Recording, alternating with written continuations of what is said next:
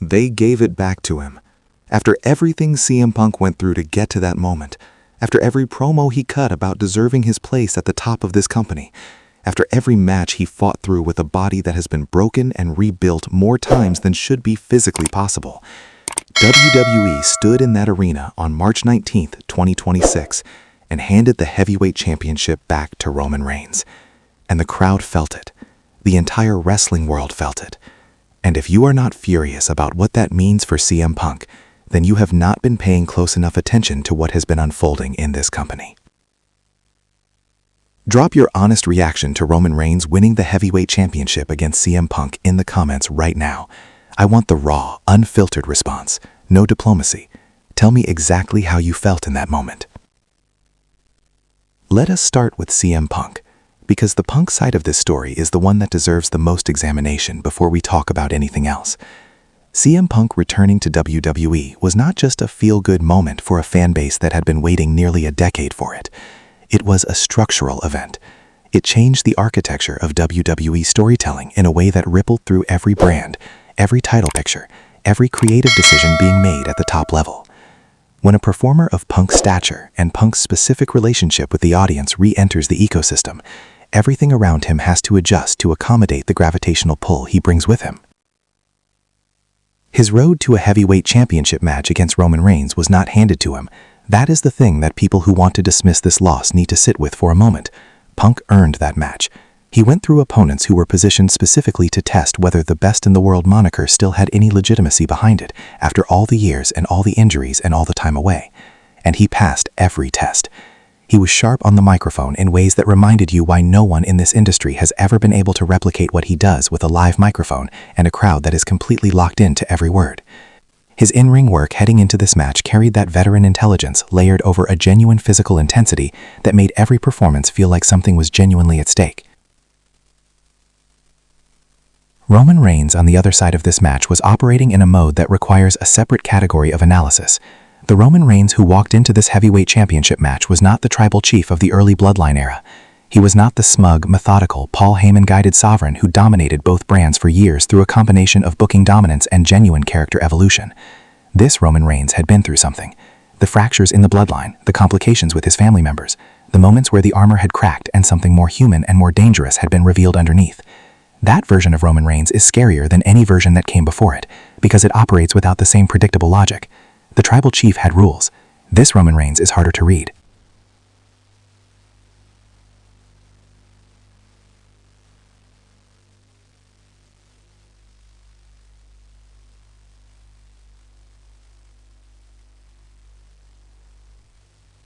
That you cannot watch a single segment without feeling the weight of everything that has come before.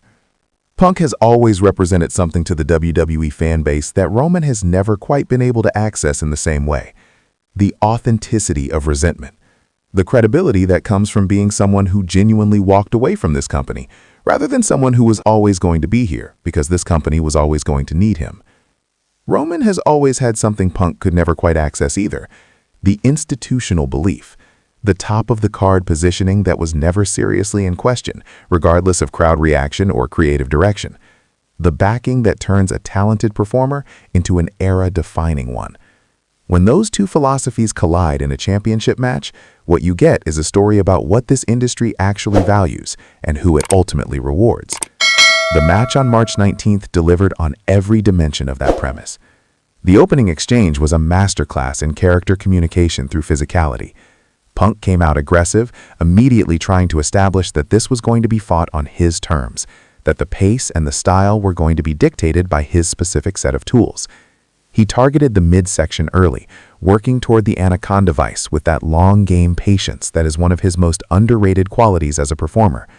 Punk does not just do moves, he does sequences that have logical endpoints, that build toward specific submissions or strikes, with a coherence that makes his offense feel genuinely dangerous, rather than just aesthetically impressive.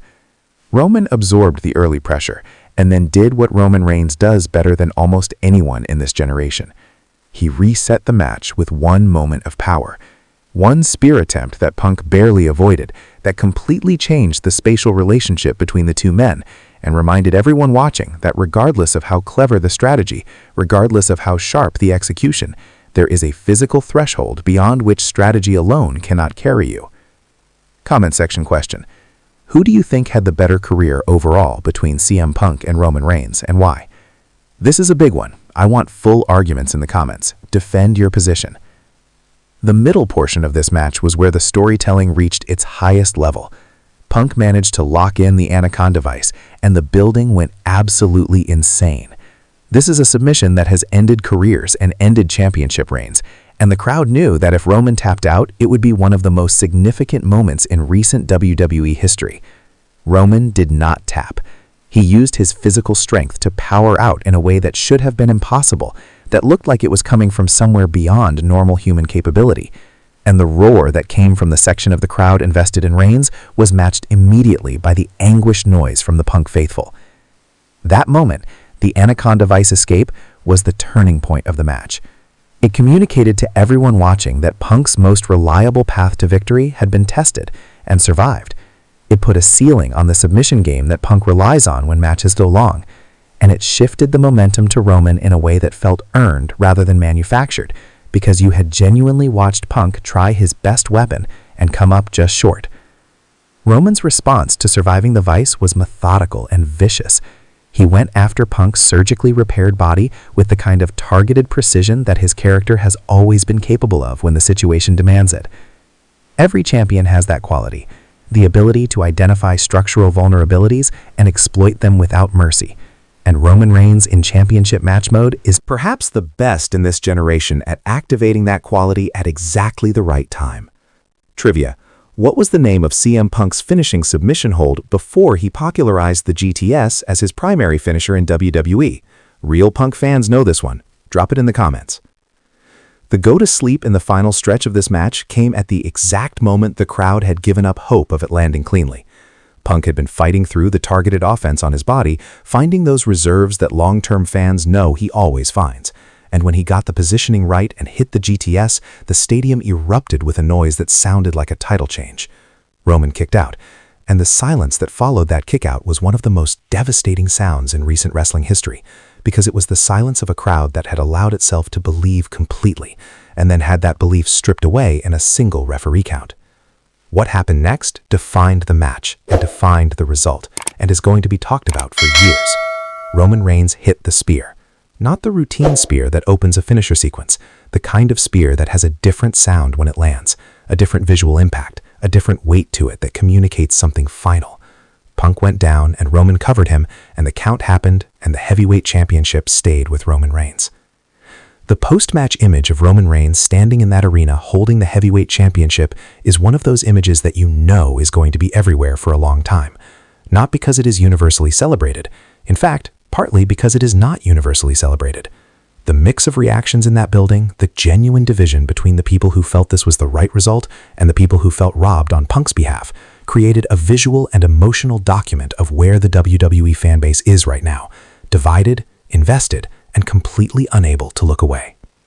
This is the part of the conversation where we zoom out and look at what the Roman Reigns heavyweight championship reign means in the context of everything else happening in WWE right now. Because it does not exist in isolation.